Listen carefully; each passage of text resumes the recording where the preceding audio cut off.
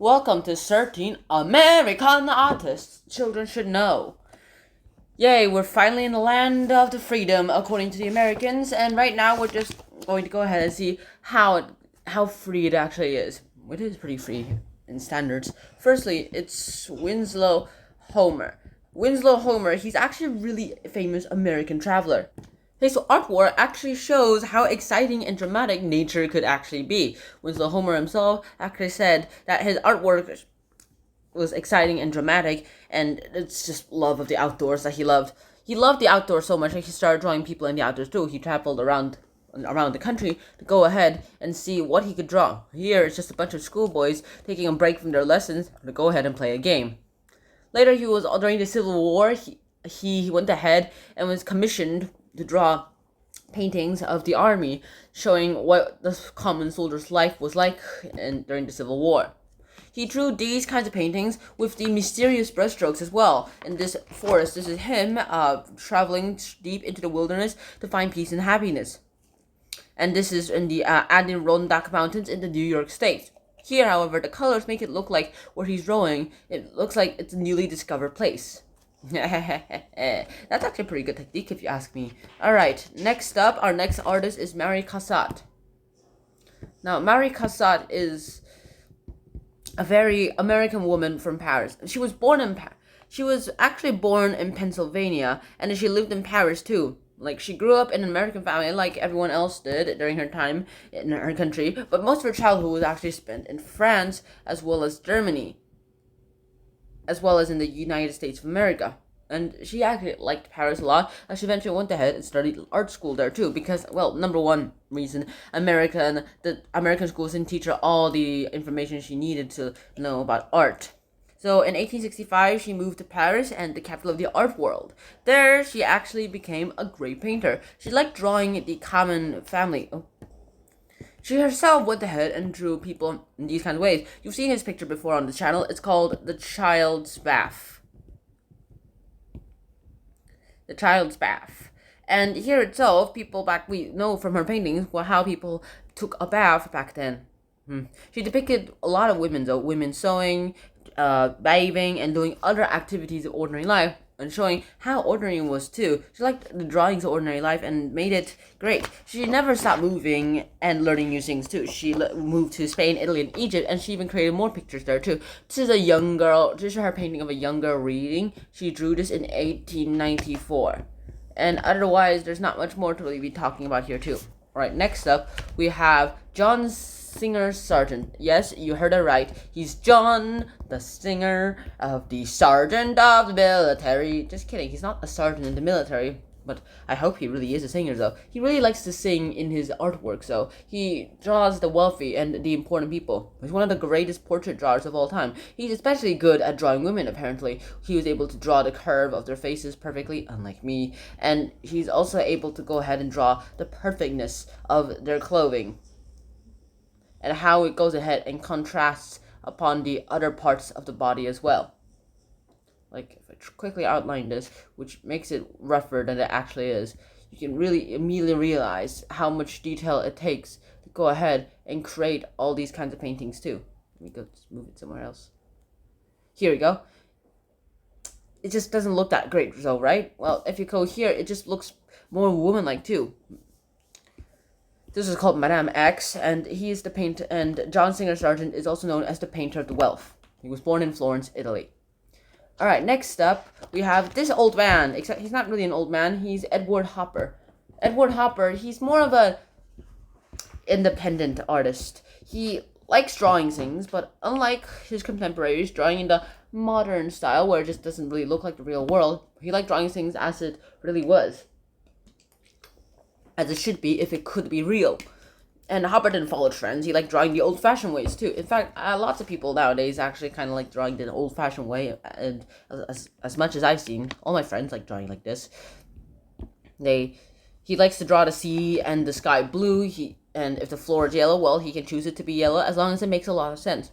This home, he also wants to go ahead and show how lonely the great freedom of America could even be. How it's a lonely place as well as a place full of exciting things.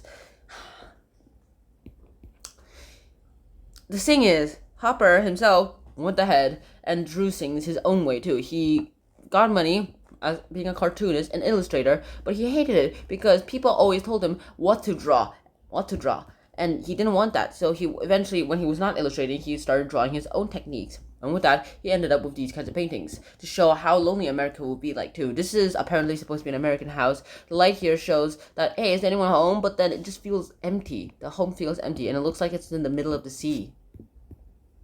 He's also the one who drew people doing exciting things, but don't look very excited at all. They look pretty dull. If you remember Nighthawks, which is from a previous episode of the 13 Things Children Should Know series, this is Hopper's most famous painting, and the customers in this diner don't look happy. One man sits alone while the couple stares straight ahead, barely actually noticing each other too, and the bartender is like, I'm just doing this. Outside, it just looks like a very harsh city, and this lights shine on the city center too.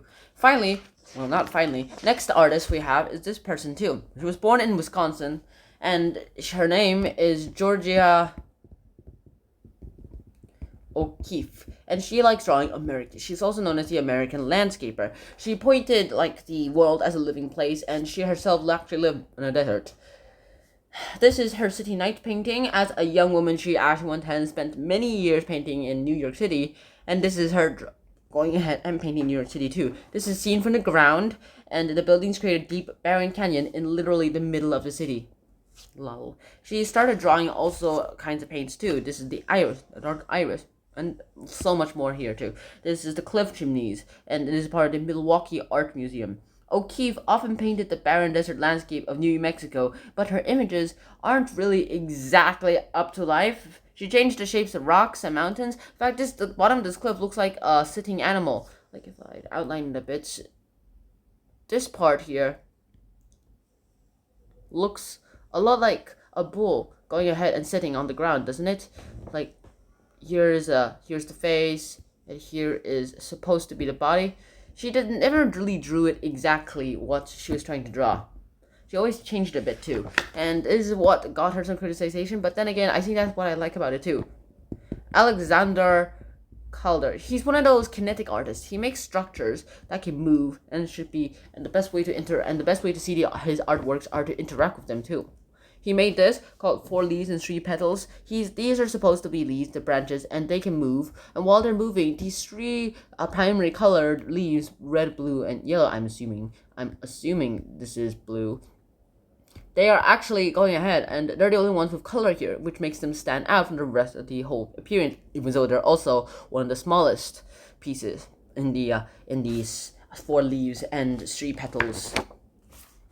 Alright, next up we have Mark Rothko. Now, I just can't help think this, but I feel like someone photoshopped William Shakespeare's head and then added onto Steve Jobs' body.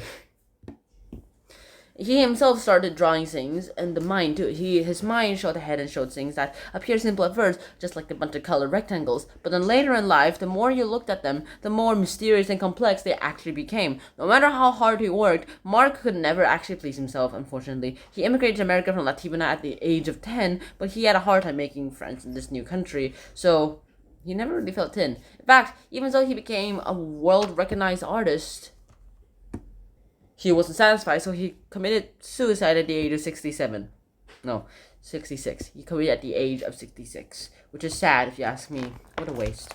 Next up, we have Joseph Cornell. You heard that right. It's Cornell! Just kidding. He's not the Cornell who created Cornell University, but he is Joseph Cornell. Joseph Cornell is an artist and a collector too. If you like collecting things, my personal favorite of collecting are those digital cards that you see online. Not Pokemon cards. I like to make my own.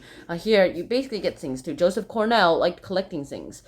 Collecting these, in this case, maps, parts of maps, and a bunch of compasses that I'm sure are a little bit broken. He turns his collections into art. Once you open the box, it becomes a little bit of an art piece. You see things that just look beautiful and looks perfect and intricated to the topic as well. Alright, next up we have this 98-year-old woman, died at the age of 98, a woman named Louise Bourgeois.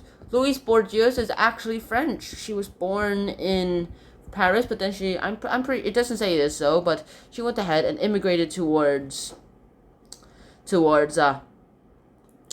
America. She was still in Paris. She grew up in Paris, but then, well, she met an art teacher named Roma Goldwater, who was a teacher of an art historian, and he was American. And together they moved to New York City, and I'm guessing that she became a citizen there eventually. She started drawing things the American way, except she didn't draw them. She made sculptures. This is called the Spiral Woman. This kind of makes sense, don't you think? I mean, it feels like this is the body of a woman. The body of a woman.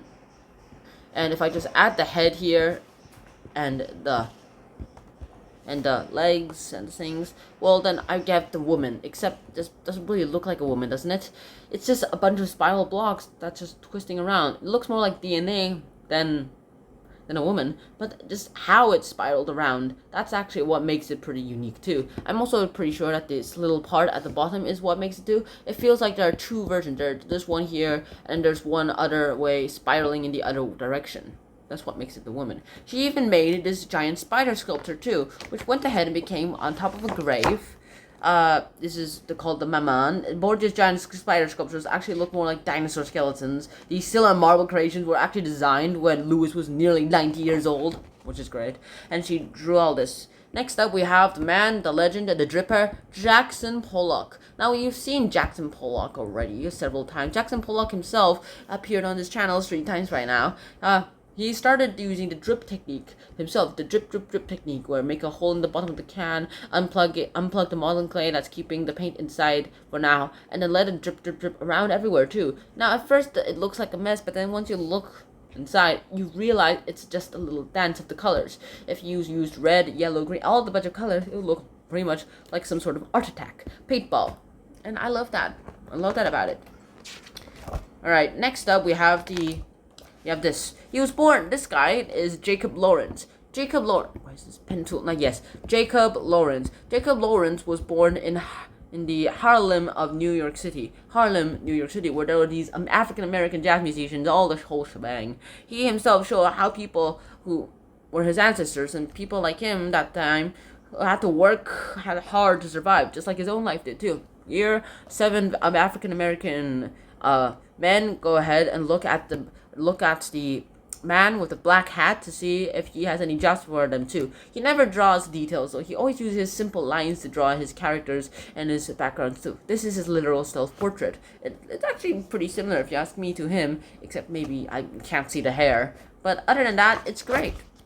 Next, we have the pop artist, Andy Warhol.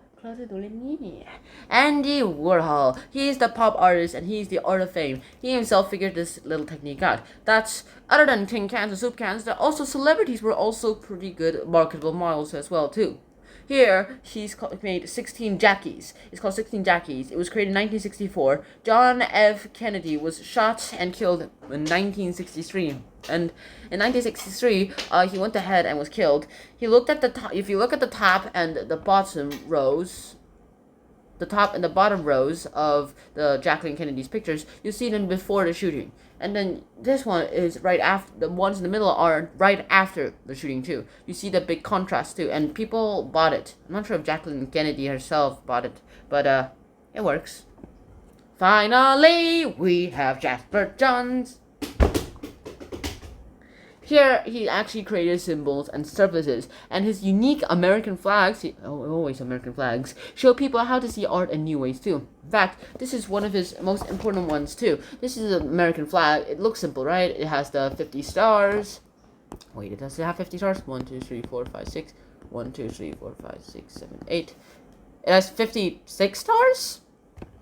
So, this is when the states, only had 48 states, I'm guessing. And so we have 48 gets stars here, and the 13 stripes of the original colonies. That has never changed in the American flag. It looks pretty interesting, right? It looks like it's just simply drawn. But if you look closely, you can already see that there are a bunch of these little things attached to it. In fact, how this was drawn, first that he went ahead and made a collage of kinds of pictures and little scraps of paper he could find, usually newspaper or paper. And with that, he went ahead and created the texture of the place where he was going to paint, and then he painted the whole painting, the American flag on it too. It just looks rough and great, and it just looks very American, very old, and very old style, like how America has just gone through so many battle scars, and this is how it went through. It survived today, and that's actually how I see this flag as well too. So, that's it.